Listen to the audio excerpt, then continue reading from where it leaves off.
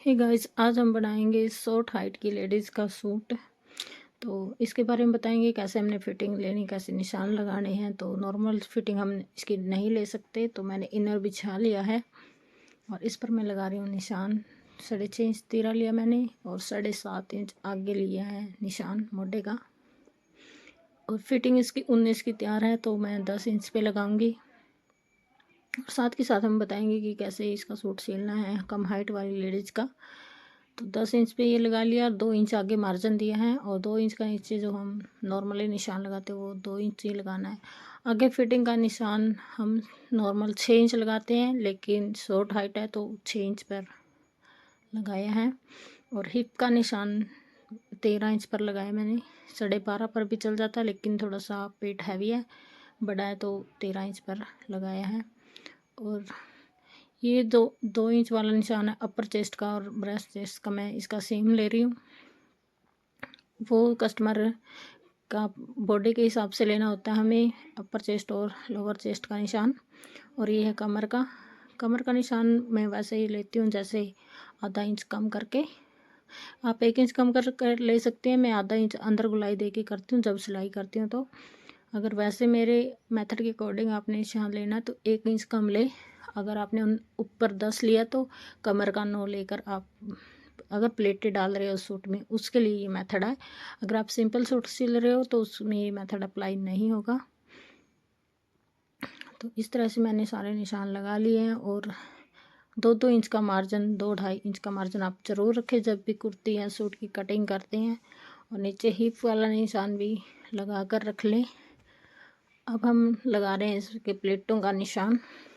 Normal जो प्लेटों का निशान होता है वो मैं लगाती हूँ 11.5 पर बैक पार्ट के लिए और 11 पर फ्रंट पार्ट के लिए, लेकिन इसका मैं लगा रही हूँ 10.5 पर। 1 इंच कम कर रखा है मैंने हाइट की वजह से।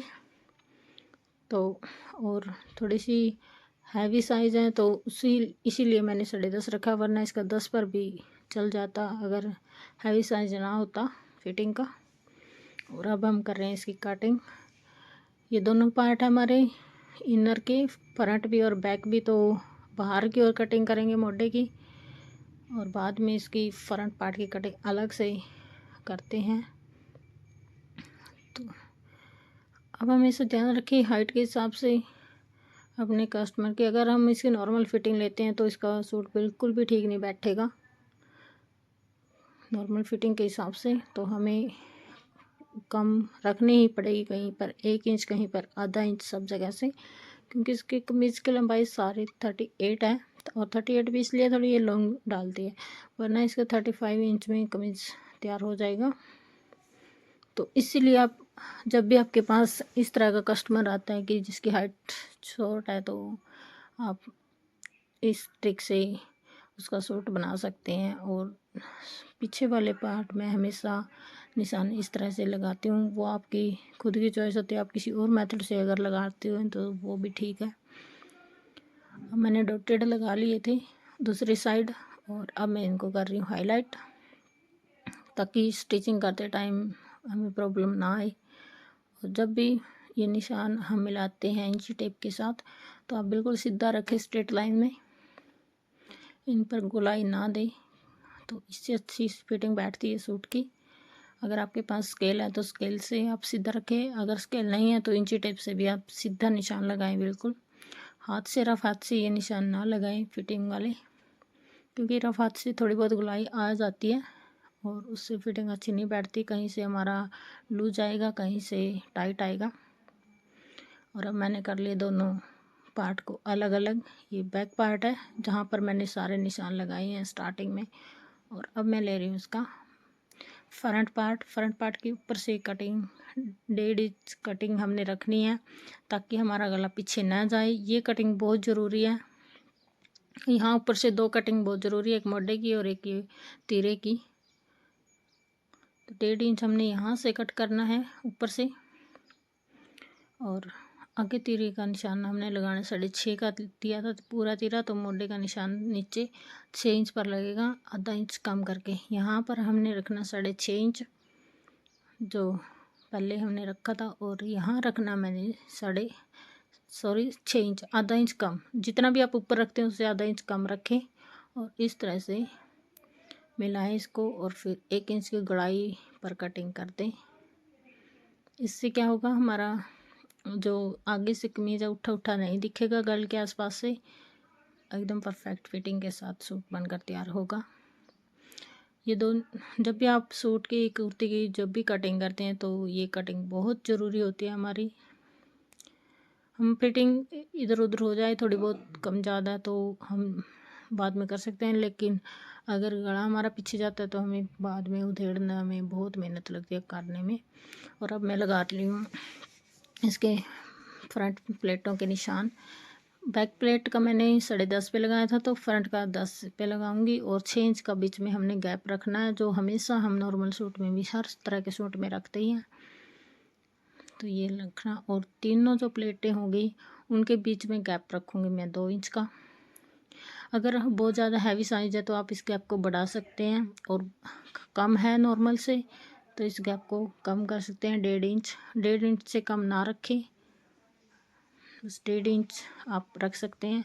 नॉर्मल 2 इंच होता है, उससे कम है तो 1.5 इंच, अगर ज़्यादा है तो आप 2.5-3 इंच रख सकते हैं। 3 इंच से ज़्यादा भी ना रखें और 1.5 इंच से कम भी ना रखें इस गैप को। कुछ बातें हैं जो टेलरिंग में ध्यान देने योग्य होती हैं, तो वो ज़रूर रखें याद। और दूसरी साइड के मैं ऐसे ही निशान लगा रही हूँ हाथ से, बाद में इनको हाईलाइट कर लूँगी इस तरह से। और अब ये निशान मैंने पक्के कर लगा ताकि स्टिचिंग में फिर हमें दिक्कत ना आए। फिर मैं कर लूँगी इसके मेन फैब्रिक की कटिंग। अगर आप इनर वाला सूट कटिंग करते हैं तो पहले इनर पर ही सारे निशान लगाएं, क्योंकि इनर पर ही हमने स्टिचिंग करनी होती है। आप अगर पहले मेन फैब्रिक पर लगाते हैं और फिर इनर कट करते हैं तो हमें टाइम अधिक लगता है, तो कोशिश करें पहले इनर कट करें और इनर पर ही सारे निशान लगाएं। तो अब मैं कर रही हूँ इसकी मेन फैब्रिक की कटिंग। सबसे पहले मैंने इसके लेंथ के हिसाब से कटिंग की है। 38 की लेंथ रखनी है मैंने, तो आधा इंच एक्स्ट्रा लिया 38.5 और इनर रख के इसके बिल्कुल पास में हमने कैंची चलानी है और सीधा कट कर लेना है।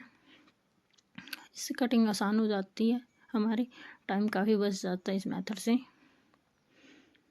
ये मेरी फ्रंट पार्ट की कटिंग हो चुकी है और अब मैं करूँगी इसकी बैक पार्ट की कटिंग। बैक पार्ट की कटिंग हमने इनर जब काटा था तो 1.5 इंच एक्स्ट्रा लिया था, तो वो हम फैब्रिक में भी लेंगे सेम मेथड।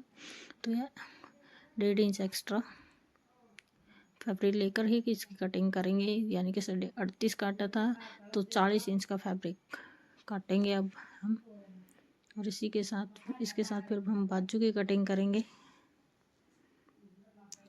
ये होने के बाद दोनों कमीज़ें मेरे कट चुके हैं। वीडियो पसंद आए तो वीडियो को लाइक ज़रूर करें और चैनल को सब्सक्राइब कर लें, ताकि सिलाई से रिलेटेड टिप्स आपको टाइम टू टाइम मिलती रहे। अब ये जो फैब्रिक बचा मेरा, इसमें से मैं निकालूंगी बाजू उसकी 13 इंच की तैयार रखनी है और 5 इंच की मोरी है, तो उसके हिसाब से हम आधा इंच मार्जिन छोड़कर ऊपर जो सिलाई का आएगा इस पर निशान लगा लेंगे और कटिंग कर लेंगे। और नीचे इसके जो बॉर्डर दिया उसके नीचे कपड़ा है, तो फोल्डिंग के लिए वो हो जाएगा। और कमीज़ की कटिंग करने के बाद अब मैंने कर ली इसकी सलवार की कटिंग। सलवार इसकी 28 की तैयार है, तो उसके हिसाब से शॉर्ट ही हमने काटी है, शॉर्ट ही कटी। तो हमने बेल्ट भी इसमें लगानी है 4 इंच। और ये हमने स्टिचिंग इसकी शुरू कर दी है, प्लेटें डाल ली। अब हम गले की कटिंग करेंगे। यहाँ से मैं गला काटूंगी इसका 2.5 इंच पे और लेंथ लूँगी गले की 4.5 इंच स्ट्रेट में, क्योंकि मैंने नाप ही इसी तरह से लिया था स्ट्रेट में, तो स्ट्रेट में ही काटूंगी। अगर आप स्ट्रेट नाप लेते हैं गले का तो स्ट्रेट में काटें, और अगर आप तिरछा नाप लेते हैं तो तिरछा नाप के हिसाब से गला काटें, जैसे मर्जी। गला भी इसका शॉर्ट ही होगा। नॉर्मल मैं स्ट्रेट गला 5.5-6 इंच का काटती हूँ, लेकिन ये साइज़ के हिसाब से इसको भी हम शॉर्ट ही काटेंगे। और ये है बैक गले की कटिंग। बैक गला ये डीप डालते हैं, तो बैक गला मैंने 7 इंच काटा है सीधा और 2.5 इंच की इसकी चौड़ाई ली है। ये 6 इंच तैयार हो जाएगा, आधा इंच मार्जिन जाएगा। और गले की पट्टी के लिए इस तरह से आप गला रखें और इसके बिल्कुल पास में कटिंग करें। इसी तरह गुलाई में जैसे हमारा गला है वैसे ही गुलाई में गले की कटिंग करें, तो फिनिशिंग के साथ हमारा गला बनकर तैयार होगा। देखिए, और फिर आप 1.5-2 इंच मार्जिन छोड़ के एक और कटिंग करेंगे, तो इस तरह से हमारे बैक जो फ्रंट गला है उसकी पट्टी तैयार हो जाएगी। और इसको अच्छे से जचा कर, और हमने एक पैर का मार्जिन दे के पूरे पे गुड़ाई के साथ सिलाई लगानी। हमने जब भी हम गले की सिलाई लगाते हैं तो गले को सीधा नहीं करना है, गुड़ाई के साथ करना। तो गला हमारा फ्रंट बन रहा है, और आप गुड़ाई के साथ करेंगे तो बिल्कुल फिनिशिंग के साथ गला बनेगा। एक सिलाई मेरी कंप्लीट हो चुकी है। अब जो मार्जिन नीचे फोल्डिंग वाली सिलाई है वो मैं लगा रही हूँ गले की। ये आप मोटी चाल से लगा सकते हैं, और सिलाई लगाने के बाद इस तरह से कट आप ज़रूर लगाएं गले पर।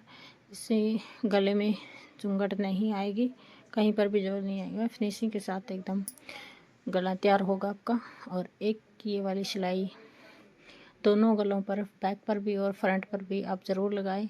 बिल्कुल इस सिलाई के पास लगाना, और जो अंदर फोल्डिंग होगी हमारी उसके ऊपर ये सिलाई लगेगी। ऊपर वाले पार्ट पर सिलाई नहीं लगानी है ये, तो इससे भी अंदर वाला कपड़ा ऊपर नहीं दिखेगा, फिनिशिंग आएगी गले में। और ये बैक पार्ट पे भी आप इसी तरह से सेम जैसे ही फ्रंट पार्ट पे लगाया था वैसे ही आप बैक पार्ट पे भी लगाएं। ये बीच में मेरा बच्चे आ रहे हैं, हाथ देख रहा था जो। तो ये ऊपर वाली सिलाई है, ये आप मोटी चाल से लगाएं, क्योंकि बाद में हमने तुरपाई करने के बाद इसको उधेड़ना है। और इसी के साथ मेरा गला कुर्ती का तैयार हो चुका। देखिए, इस तरह से एकदम फिनिशिंग के साथ गला हमारा बनेगा। अब चाहे हाथ से ही मैंने ये गला काटा था, और कितनी फिनिशिंग के साथ तैयार हुआ है। अब मैं इसके मोड़े अटैच कर रही हूँ सूट के। तो इस पर भी एक बात है जो ध्यान रखनी है हमें, बहुत ज़रूरी। तो मोड़े की जो सिलाई आप अंदर लेकर करें, ऊपर की ओर तिरछी सिलाई ना लगाएं। तिरछी सिलाई हमने लगानी है, लेकिन वो जो गला उस साइड से अंदर रखनी है, उस साइड से बाहर नहीं रखनी। इससे आपके मोड़े कभी नहीं गिरेंगे सूट के। इस तरह से सिलाई लगानी, जैसे मेरा हाथ आ रहा है तो इस तरह से भी सिलाई लगानी है मोड़े की। और बैक वाला गला जो वो मैंने सीधा रखा है, उसको फोल्ड नहीं किया है, तो ये बाद में हो जाएगा सिलाई लगने के बाद। वीडियो में मैं बताऊंगी कि कैसे फोल्ड करके फिर हमने एक और सिलाई इसके ऊपर लगानी है। ये एक सिलाई लग रही है, गला मोड़े हमारे जो 2 सिलाई से फिनिशिंग के साथ एकदम परफेक्टली स्टिच होते हैं इस तरह से। और फिर हमने इस कपड़े को ऐसे फोल्ड करना है, और जो पहले वाली सिलाई लगी थी उसी के ऊपर से सिलाई दूसरे वाली भी हम लगा लेंगे।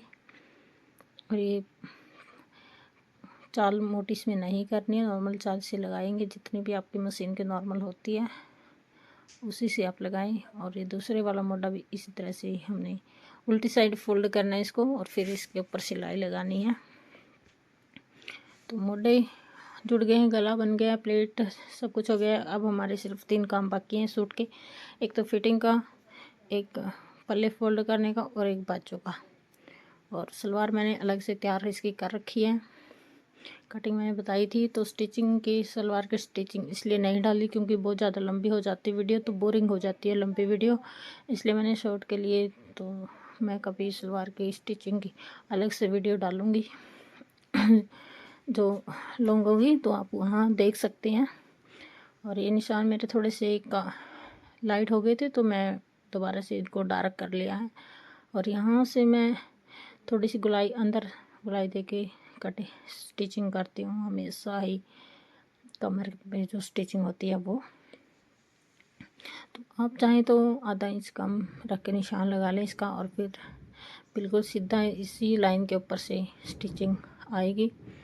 एक सिलाई मेरी कंप्लीट हो चुकी है फिटिंग की। तो मैं यहाँ पर एक सिलाई से काम नहीं चलाती, मैं 3 सिलाई लगा कर ही कस्टमर को सूट देती हूँ, क्योंकि बाद में अगर थोड़ा बहुत लूज या हो या टाइट हो तो आप आसानी से एक सिलाई उधेड़ कर आप डाल सकते हैं। तो हमेशा ही 2 सिलाई आप ज़रूर लगाएं, और चाहे तो आप 3 लगाएं, नहीं तो 2 तो ज़रूर लगाएं सिलाई। कभी भी एक सिलाई ना लगाएं सूट पर। तो इसी के साथ मेरी फिटिंग सूट की तैयार हो चुकी है। और सूट का कपड़ा भी इसका अच्छा था, जॉर्जेट में, और डिज़ाइन भी आपने देखा ही होगा वीडियो का स्टार्टिंग में, बहुत अच्छा डिज़ाइन था सूट का। तो ये बहुत अच्छा सूट बनकर तैयार हुआ है मेरे भी। अब दूसरी साइड की फिटिंग लगा रही हूँ मैं, ऐसे ही जैसे मैंने उस साइड की लगाई थी वैसे ही सेम इस साइड की फिटिंग भी हम लगा रहे हैं। और ऐसे ही गुनाई देनी है, और 3-3 सिलाई इसके ऊपर हमने लगानी है इस तरह से।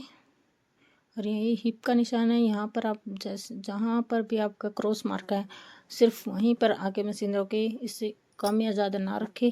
अगर थोड़ी सी भी मशीन कम या ज़्यादा हुई तो फिर आपकी ये दिखेगी बिल्कुल हिप पे। और अब मैं कर रही हूँ इसके चौक फोल्ड करने के बाद ये देखिए इस तरह से हमारे चौक फोल्ड हो चुके हैं। अब हमारा काम है सिर्फ बाजू लगाना। तो बाजू में मोड़े इस तरह से खींच के अपने मोड़े का निशान लगा लेना, या इंच टेप पे देख लेना ये कितना आया है, और उससे थोड़ा सा एक पैर से अधिक अपने बाजू का निशान लगाना है, सेम यही तरीके से। तो मैं हमेशा जो मेरे मशीन का फट्टा उसी पे माप लेती हूँ। और